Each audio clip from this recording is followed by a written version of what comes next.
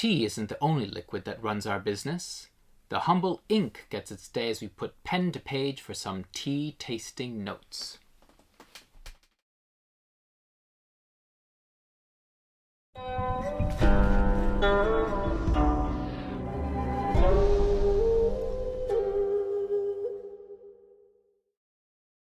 Hi everyone, this is Dimitri from nannuoshan, dedicated to the spread of fine tea and tea culture worldwide. Today I would like to share with you my system for taking tea tasting notes, and the motivations for using or not using this sensory-based style. Long time or even sometime viewers of ours may recall that Gabriele has already made a nice video on tea tasting notes. A really excellent video, in fact, I'd say, an overview of why you should or shouldn't take tea tasting notes, different styles for taking notes, what some real vendors, the notes that some real vendors take when considering or sourcing teas. And I would like today to focus specifically on the last section of that video, which is about tasting notes that are very specific flavors, textures, aromas, and breaking that down, and my style for doing so. If you are asking yourself whether you should be even taking notes in the first place, if it's worth it, or if so, what kind, I recommend having a look at that video first, and then if you're still interested in that last style and learning a method for doing so, coming back here for this. Okay, well, assuming you've either come back or are sticking around, the method that I tend to use is what I refer to as a kind of a sensory rubric, breaking down the experience of tea by different senses and over time according to a particular brewing method. So it includes the method used for steeping the tea as well. There's some vendors that use that on their sites. We tend to kind of summarize things in a description, and with a few key tasting notes or highlights. A lot of people use this for reviews as well. I'm hoping it may be of interest to you, and we'll take a look and see. Thoughts about this. I use, before getting started, to note is I use paper. I'm going to be using paper today. For this specific rubric, I would like to digitize my things. I would like to actually find a digital solution where I can write things as I like and also have them be indexable and searchable for later reference. But I haven't quite found a way of digitizing my existing notes or building some system for entering them in a little bit the freehand way that I like. My system has evolved a little bit over time as well. I've brought with me a bunch of my old notes, all this kind of chaos here. I started with some notebooks, doing things, and I wanted to build a little bit of a formal way for taking notes with some very, like, a little bit formal, but also a little bit open. I've kept some of these elements and I've changed them a little bit over time. More recently, I tend to do like notes on loose leaf paper, particularly when comparing teas side by side, doing a bunch at the same time, noting them down and kind of shoving them here for this ostensible eventual digitization. This is a recent example of something I jotted down for our Bingdao Huang Pian. A very complex tea. You may note that first you might find it difficult to read what I've written here. Admittedly, I do too after a couple weeks. And also note that I haven't put that much down despite it being a complex tea. This was, however, enough. I think I probably tasted it again a couple days later to look at it for a potential description, and I'm going to be using the same kind of format, but writing them down in a little bit clear and more legibly there. And with the aid of another complex tea, our vintage Huang Jin Gui from 1992 makes it one of the oldest teas we have on stock. And it's really a kind of lovely and complex, which makes it a good demonstration for this exercise. So yeah, I'm gonna start with the process and go sort of explain as I go on. I have here a little bit of my rubric that I've set out. And on the top row, I have 3 columns for the different senses. This first icon indicates an eye, the second a nose, the third a tongue, very broadly caricatured, which represent the different ways in which we appreciate and perceive the tea. On the left hand, we have the different forms of the tea, particularly over the brewing session. Here in the top left, these squiggles are meant to represent the dry leaf. This one, the wet and steaming leaf. And here, the final infusion.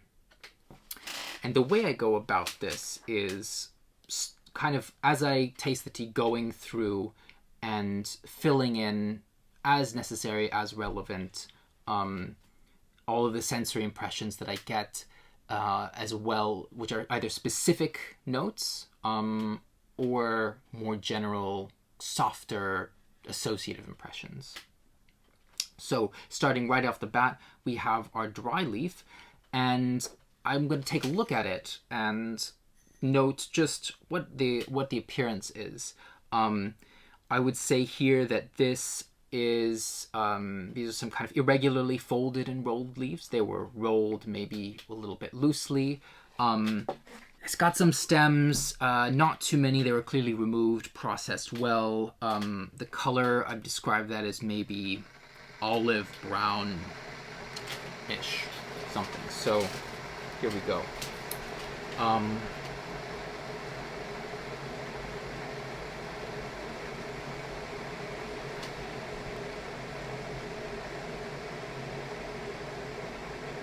Regularly folded / rolled olive brown leaves. Hopefully you can read that at least partially. And I'm also going to give a sniff of these ones. Wow. This is great. There's a lot going on. It's a little bit grainy, almost a little bit chocolate or liquor. Yeah, maybe liqueur is like a really old one, kind of caramelly. To be exact, I think I would say toffee. I'm going to put this basically under the nose section here. The smell here is toffee and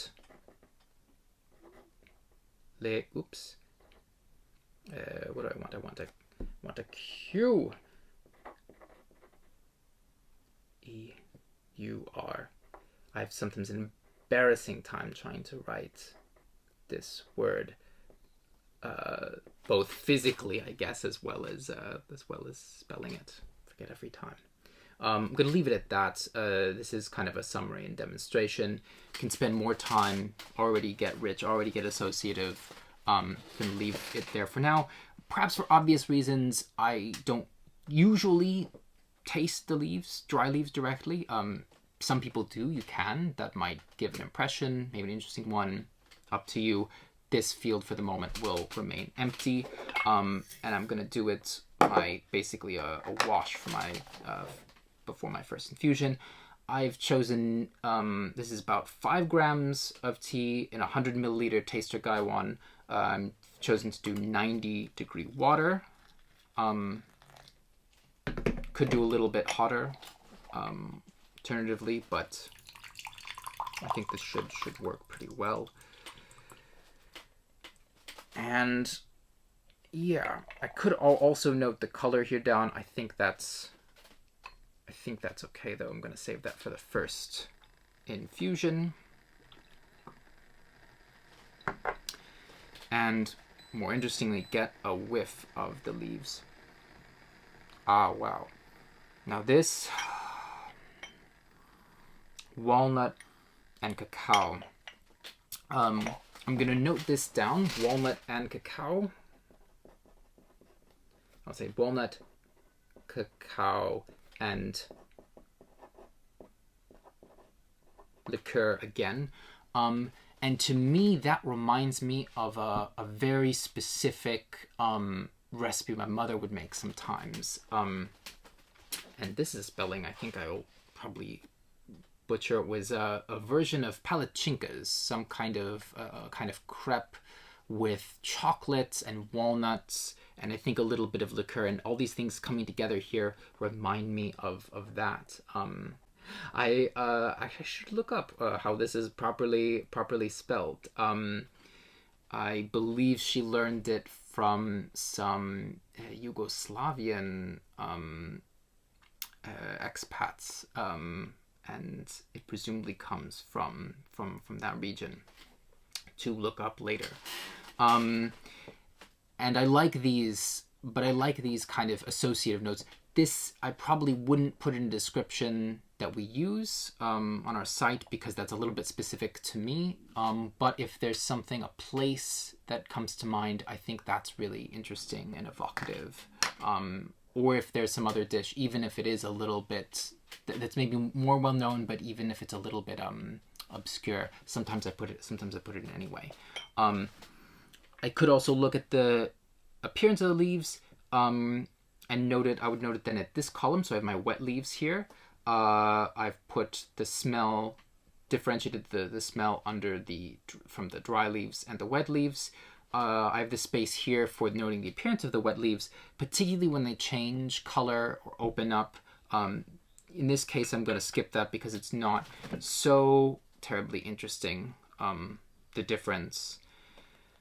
But sometimes the appearance and the change in appearance is remarkable. Some color can really pop out. You might even get like a vibrant reddish hue or green. I'm gonna go about 30 seconds here, and about 15 more seconds. I'm gonna note here my water temperature in the meantime. I used 90 degrees and about maybe approximately 30 seconds of time, and empty that out. That's my first infusion. So here on the left I have infusion number 1. I'd continue that underneath with infusion number 2, and the brewing parameters that I used specifically here next to it, which may differ from infusion to infusion. So I find that useful. Here I want to consider the appearance of the infusion. This is really a bit tawny, a bit golden. I just go sort of tawny gold. There we go. Tawny gold.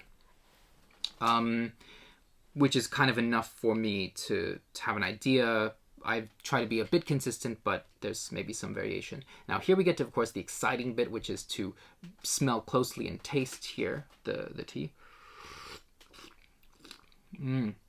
It's delicate, but it has some weight to it. It's a little bit watery at the top, but then it kind of lands on the tongue. And so this illustrates the difference between these two columns that I have here. You may well note that when tasting a tea, that the difference, the barrier between nose and tongue is a little bit porous. What is a taste as opposed to a smell? You might be able to separate them out if you actually physically hold your nose and prevent some of the airflow from pulling up those aromatic molecules into your olfactory epithelium. I go a little bit, notate that a little bit porously myself with overlap, but I like to reserve the tongue flavors for textures which is an often overlooked area. We've talked about that, I think, before. As well as base flavors, sweet, salty, bitter, astringency, definitely important to note there, and maybe some flavor notes that seem to be more on the tongue, but I overlap a little bit here sometimes, and I sort of write in between as needed, which is kind of why it's nice on paper. Here I have, okay, the nose. I'm thinking about,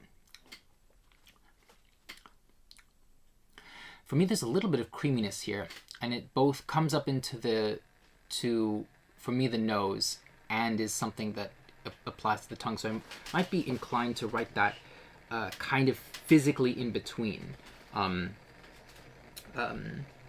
Creamy. Over here, astringency, very mild.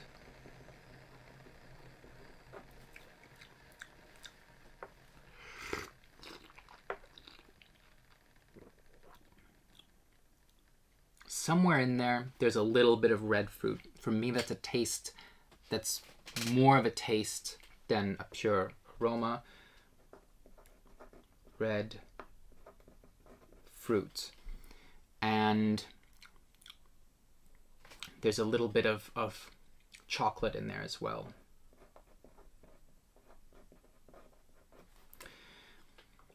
In the nose, strictly in the nose, there's kind of that toasted grain.